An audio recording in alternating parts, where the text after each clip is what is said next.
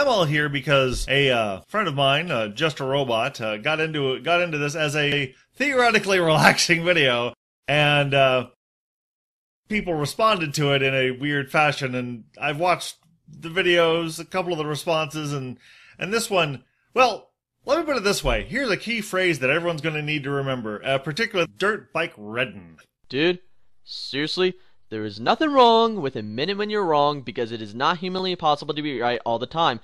Yeah, keep that in mind, because that phrase is going to come to bite you in the ass. Dude, the background music is way too loud to where your audio is barely hearable. Now this may seem minor, but trust me people, it gets worse from here.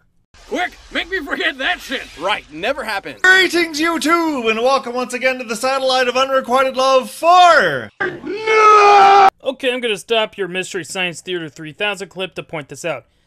My god, this is Logan Vernier all over again, because the placement of the text for the commentary title straight up sucks.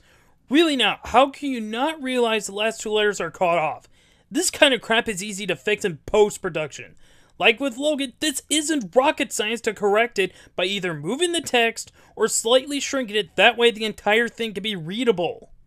Quick, make me forget that shit! Right, never happened. It's a couple of things we gotta keep in mind. This disagreement that I'm gonna show you here... Say, remember when Doodles made that commentary on this Just a Robot fellow? Just a Robot! You know what? I'm tired of doing videos on reactors and social justice warriors all the time. I'm gonna take a break. Maybe I'll do a commentary on something that won't make me angry. Hey, what's this? 11 Pokemon that could destroy the world? Well, that doesn't sound so... What the hell's with all the speeding up? Oh, yeah, otherwise we'd never have time for all this crap. I'm just gonna do some skipping. Sorry. Oh, I'll get to the skipping parts later. What I will point out now is he sped up the clip so it doesn't run the risk of boring his audience, especially since some of Just a Robot's points does go on for a while. In addition, there's also that since he was trying to debunk his point, it would be wise for him to show it sped up or otherwise, that way he isn't leaving out key issues in what Just a Robot said, let alone taking him out of context. Why is that such a big deal? Wait, Rainbow Dash? Really? Oh god, you are going to use Rainbow Dash the entire video. I forgot. I showed that at the beginning. Never mind. Whatever floats your boat, man. And him using Rainbow Dash as an avatar is a problem. How exactly? If this was a joke, then I'm sorry, but the delivery was so poorly delivered because of your monotone voice. When most commentators use a character as an avatar, usually it's either a character they like, a character that fits their personality, whether it's them themselves or how they present themselves in their commentaries, or in my case, it's an inside joke with people. What people choose to make as their avatar in their commentaries is really not that big of a deal. Okay, this is going to seriously bother me if I don't bring this up here. I get it, you're trying to be a robot, that's your character, but the way you speak is grating. It's as if you're a child trying to sound incredibly cool, but you wind up sounding more edgy than anything. It makes me want to play dodgeball in traffic. It's always great when people start off a commentary with an ad hominem attack. I hate to spend a large time on one particular part, but I'm going to go ahead and do that because an ad hominem... okay, let me... it's too long, let me sum up. Fuck everything, but fuck you the most. Fuck everyone, but fuck you the most. With a big rusty pole or a splintery post. Yeah, fuck you the most. Fuck you. So, here's the ad hominem. Here's what Doodle Tone said. But the way you speak is grating. It's as if you're a child trying to sound incredibly cool, but you wind up sounding more edgy than anything. And I quote, "It's like you're a child trying to sound cool, but you end up sounding edgy." So she basically attacked his character, essentially saying that he's a child trying to be cool, and thereby she leads with this, by the way. So if that isn't an ad hominem essentially attempting to color the perception of the viewer about the rest of what he says, I don't know what is. And in Just a Robot's response, he points out that effectively she's a hypocrite. So it's bad for Pikachu Gamer 64 to complain about someone using Spiconia, but it's a-okay for you to complain about me using a robot voice. Oh, an ad hominem would imply that she insulted you without bringing up a legitimate argument. Well, see, the thing is, you get the ad hominem wrong. She uses that to preface everything she says about his arguments as a way of essentially poisoning the well a little bit. I'm cutting off what he says here because, oh my god, do I have a lot to say with what he just said. First off, glad to see you don't even try to define what an ad hominem attack was in your own words to open your statement, but instead just show a screenshot. Also, the way you censored the F-bomb from that song is really grating. If you have such a big problem with the song using foul language, why not use a different song? Just saying. On top of that, for the love of God, man, if you're not going to try and edit out your uhs, ums, and stutters, then do retakes. It's not that hard of a concept. Second off, let me play you what Ren said about that argument Just a Robot said in its entirety, because it will be the biggest continuous problem with this video. So please bear with me here, this will take a while. Okay, yeah, no. An ad hominem would imply that she insulted you without bringing up a legitimate argument. There is a major difference between what Doodles did in her response to you and what Pikachu Gamer 64 did. Doodle was talking about how grating your artificial voice was to listen to and how it hurts the overall presentation due to you trying too hard to sound like a robot. All Pikachu Gamer 64 said was, stop using Speakonia and use your real voice. One made a sarcastic remark to go along their actual point, the other made a personal attack in an effort to make someone look less credible as opposed to putting in the effort to come up with an actual argument. One so obviously doesn't fall under the criteria for an ad hominem attack, and the other perfectly fits within said criteria. I'll give you a hint for which one falls under that criteria. It's not Doodle Tones. Now, could have Doodle worded it better? Sure. But at the same time, she wasn't attacking him personally. She was saying how his robot voice is irritating to listen to, like he's trying way too hard to be cool or, you know, talk like a robot. To be honest, I have seen some of Just a Robot's commentaries, and sometimes his voice does come off as grating. Not because he's trying to be a robot, because I get that as his gimmick, but especially when he's trying to do something like sarcasm, it can be hard to tell with the robot voice and sounding monotone on purpose. But what makes this so funny is that in not just the video Doodle tackled, but also Just a Robot's response, he pulls an ad hominem attack. Don't believe me? The only thing we learned so far is that you're an idiot. And I saw you had a profile picture that looked like this. Here was my reaction. Ah yes, the weeaboo's back at it again.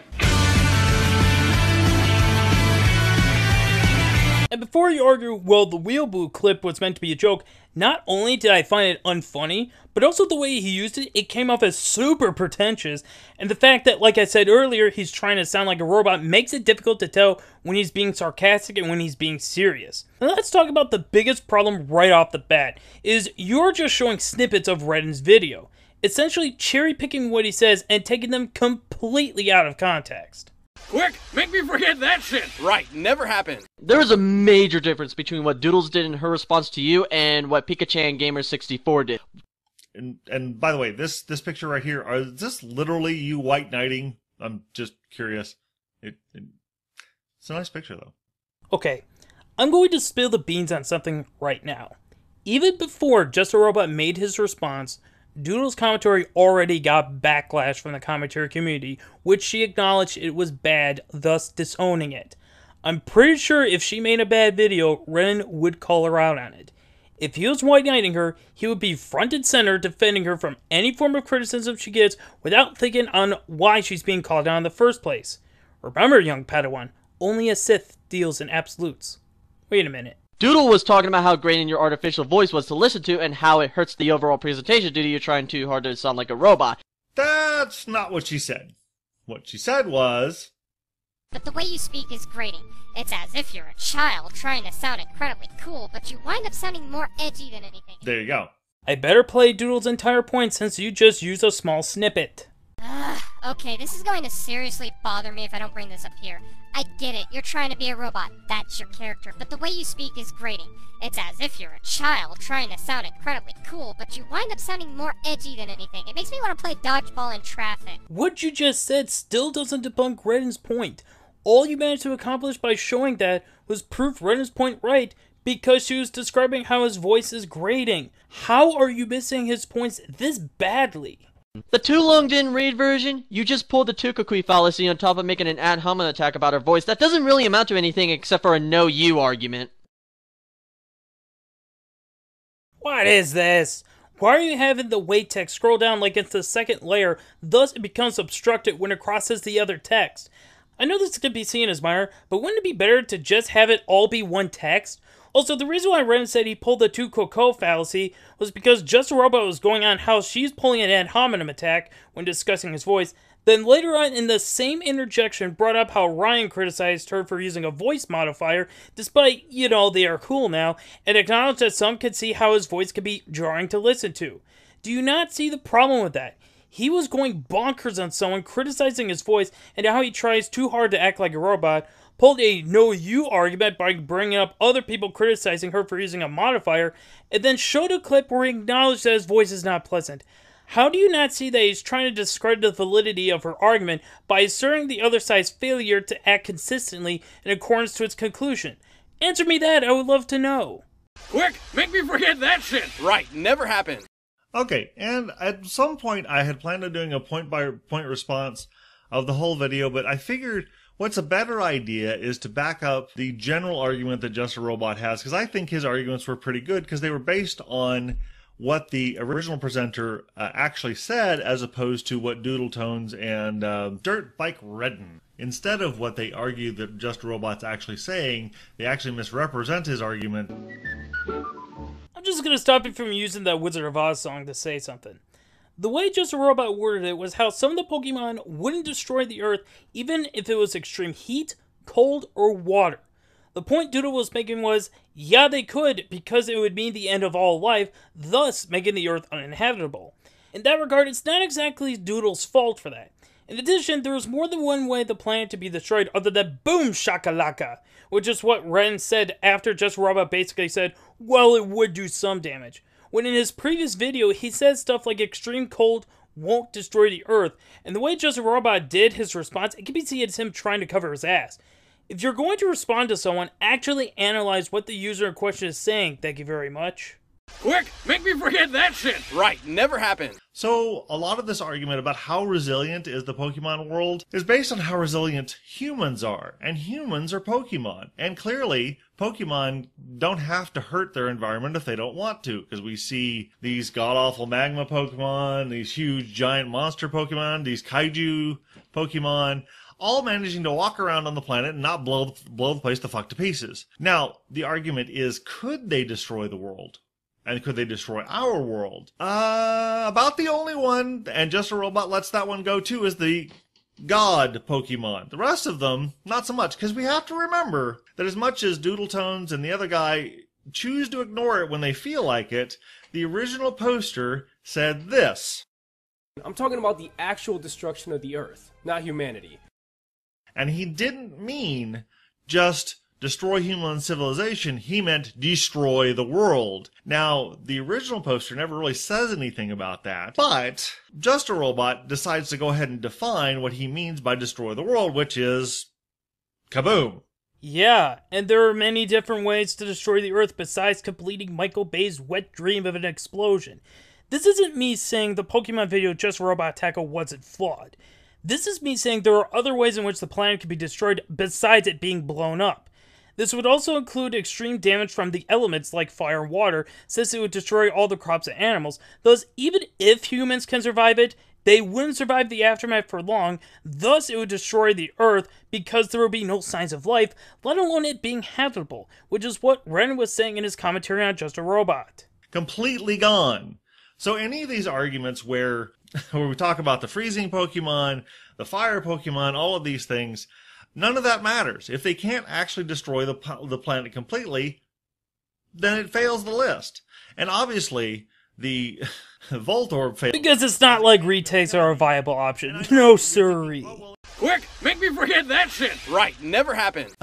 If they came to our world, they have to obey our physics, and I hate to tell you this, nukes kill everything. The Japanese would know that better than anyone.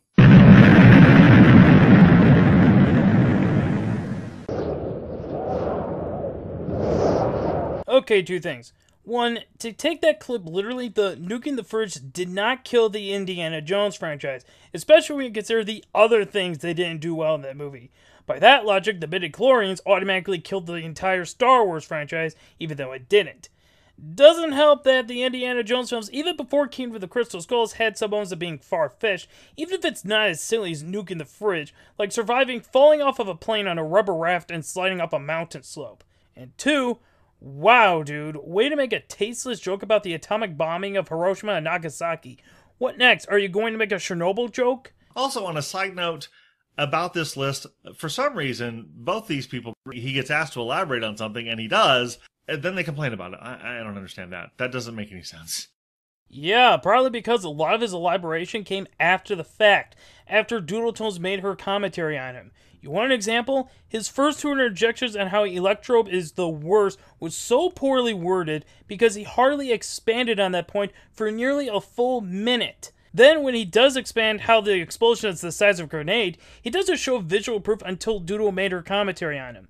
Even then, he was using footage from the anime, which, A, to my knowledge, isn't necessarily canon to the main story of Pokemon, and B, if we were to apply real-world logic, then Professor Oak would be dead, Team Rocket would have died 1,000 times over with the amount of times they blasted off, and Ash would be dead 1,000,000 times over by either getting shocked by Pikachu or barbecued by Charizard. The problem was not, oh, well, he expanded on his point more, therefore people can't complain. The problem is he didn't elaborate on his points in the first place. And then when some called him out on it, he does so, but even then they are not very well thought out. Hey everyone, Michael here. Don't worry, ladies and gentlemen, I am still currently working on my review script for my movie review of Marvel's The Avengers. And in fact, a majority of my pros and cons of my review script is done, so it is getting closer to the prototype being completed. Now, how long it will be before the video is uploaded is something I simply can't answer. It might happen sometime next week, but I wouldn't hold your breath just yet, so there is no set date. Anyways, I felt like doing something special for the time being, which is doing a special audio commentary of my review of The Girl Who Leapt Through Time, and production-wise, this was an interesting review. From a script perspective, I actually felt like this was one of my best reviews, and I was proud of it, but what was disappointing was, if you saw the original version, you would see the footage was vibrating, which there is a story behind this. For those that are curious where I get the footage from, most of the time I use a long since obsolete software called DVD Shrink, and depending on the situation, Handbrake, though the last 3 reviews it has not worked, so I've actually been recording the footage through VLC Media Player. When I was on this review, this was the second review where I used the usual software, DVD Shrink, the first being my review of Akira, and at the time I didn't know that putting the footage on Windows Live Movie Maker would make the footage, well, not vibrate, so I was simply working with what I had. Though the one picture being blurry, I will admit I had no excuse for, and I should have picked a better picture while I was making the first review. So while I was working on my review of Summer Wars and I tested out the footage, which is where I made that discovery, and I decided to fix up my original Girl Who Leapt Through Time review, which took me like 5 to 6 hours to complete, because it wasn't just getting the footage, but also making it frame to frame accurate as the original video. I feel the best thing since I've used footage for my reviews is that now when I present a point and or example, I can now show what I'm talking about, rather than just praying to gods on Google or Yahoo, because I don't want to be limited. For those that are curious, how did I come across this film? This is bad of me to say, but I first saw it on YouTube, since I usually am stubborn and will try to support the official release the best I can. So when I finally got around seeing The Girl Who Leapt Through Time, I loved the film so much that I wanted to not only review this film, but also, if possible, try to get a DVD copy of the film. And when I saw it, I also owned a Blu-ray DVD combo of Summer Wars, and his latest film called Wolf Children was going to be released in the United States in the winter of 2013, so I figured why not tackle the films by Mamoru Hosoda, since I felt it was fitting because I remember some people calling him the next Hayao Miyazaki, and I felt it would be appropriate to go from every Hayao Miyazaki film at the time I made those videos to then be talking about the person who many say is the next Miyazaki. In October of 2013, I actually got a good used DVD copy of The Girl Who Leapt Through Time on Amazon for $60, not counting shipping and handling, which most of the time I would say is a ripoff, but considering at the time when I got it, getting a new copy was like $115, and while there were used copies that are cheaper, they were pretty much former library copies, so I felt like it was a bargain. Since then, I am glad I got it when I did, because when I went to ASEN, which for those that don't know what ASEN is, it's short for Anime Center, which is the anime convention that is down in Rosemont. I found a new copy of The Girl Who Leapt Through Time for I believe it was like $93 to $98, and I actually checked Amazon last night, And if you live in North America, there's only 2 used copies, and both are almost $140, not counting shipping and handling, and depending on where you live, taxes. Having said all that, I am aware that in the United Kingdom, getting a copy of The Girl Who Leapt Through Time is ridiculously cheap down there, so it should be a lot easier for you to find a copy of that movie. If anyone's going to ask me why is this movie so rare to find in North America, I personally think it's because the original distributor for this film, Bondi Entertainment, went under, I want to say it was like 3 years ago. So we do have that, and to my knowledge, no distribution company has picked it up since, which I feel is a real shame because I do feel like this movie is incredibly underrated and deserves more attention than it currently gets. I'm sure a lot of people notice this now, but nowadays I don't use transitions as frequently as I used to, and I more wanted to keep it in reserve. Like when I talk about the acting and I mention an actor or actress, I use the star and or stars transition, and though I've forgotten to do this lately, when I talk about story I use a page turn transition, which the logic behind doing that transition was it would be like turning the page of a book. And I wanted to make the use of these transitions make sense, and looking back, I think it works better than throw one every few seconds, which was the case in my older reviews from 2011 to 2013. When I was presenting examples for my points, there was a few I knew I was going to use. Like when I mentioned the music and how they used piano, I knew the scene that best demonstrated this was when Chiaki was talking to Makoto's friend Yuri, which the scene was set up like they were becoming a couple, and I especially liked that there was no dialogue in the scene, and through facial expressions, you could see, most notably Makoto, what she was feeling and or thinking. When it came to mentioning the humor, I felt the best example to use was when Makoto was trying to get Kaho and her friend Kosuke together, and one reason or another, it fails. And as for how so, I feel it's hard to describe it other than I suggest you see not just this movie, but also that scene itself to see why I ultimately chose as an example for the humor in this film. I do feel like they perfectly showed how a teenager would handle having an ability like time traveling, or in this case, time leaping, which is more than likely you would not only abuse the ever-loving crap out of it, but also have a sense of overconfidence in that you would feel like you could do just about anything, and if something went awry, the time leaping would solve all of your problems. And I really dug the character of Makoto, because she felt like a real teenage girl in a coming-of-age and or sci-fi setting to me. And yes, I will admit, the scene where she lands on the strange walnut-shaped thing and gets the ability to time leap is easily one of the trippiest things I have ever witnessed on film, animation, or live action. Furthermore, I felt they showed the unintentional consequences of time leaping very well, with the most effective scene is the example I used in my review, where a classmate of Makoto completely snaps and gets back at some bullies by hosing them with a fire extinguisher and actually chucks it at Makoto, which hit her friend Yuri after she time leaped to push Chiaki out of the way after he got in front of her to take the hit. And like with the music part, when you saw the aftermath of that scene, Makoto's face and the classmate's reaction in the background, it showed you everything you needed to see and hear, and I personally felt it was paced extremely well, and the scene itself, I think, was very powerful. When it came to the Japanese version, when I saw it to make this review, I don't know what it was, but the opening scenes felt flat to me. Maybe it's because I don't speak Japanese, and while I try my best to pronounce things, I tend to think I'm not that great at Japanese, but it felt like they needed at least one more take, and I fully admit this was a nitpick, because I remember noticing it for just the beginning, and then the cast felt much more comfortable in the roles as the film went along.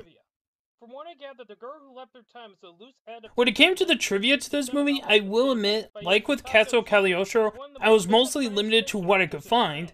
But unlike Kazuo Cagliostro, the DVD had an audio commentary from director Mamoru Hosoda, Risa Naka who voiced Makoto, and Taki Yoshida who voiced Chiaki.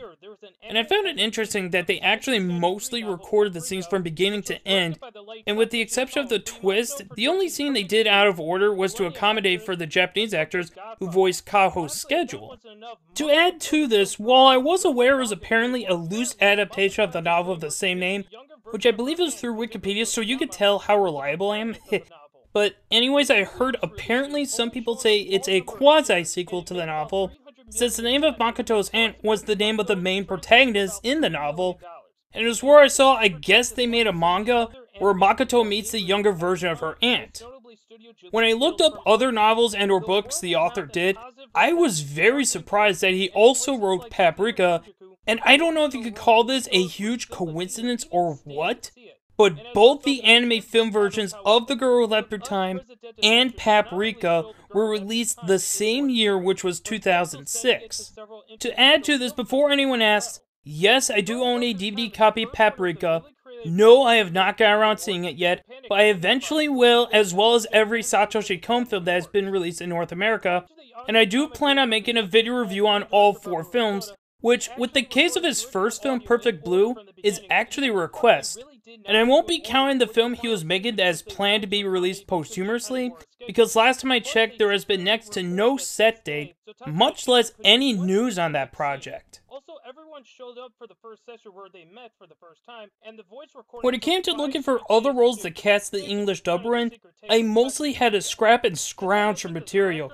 There was not much for me to work with, especially with the girl who played Makoto, Emily Hurst, who the best I could find was minor roles in shows and or movies like X-Men 2, Battlestar Galactica, and Smallville with no real character I could find at the time.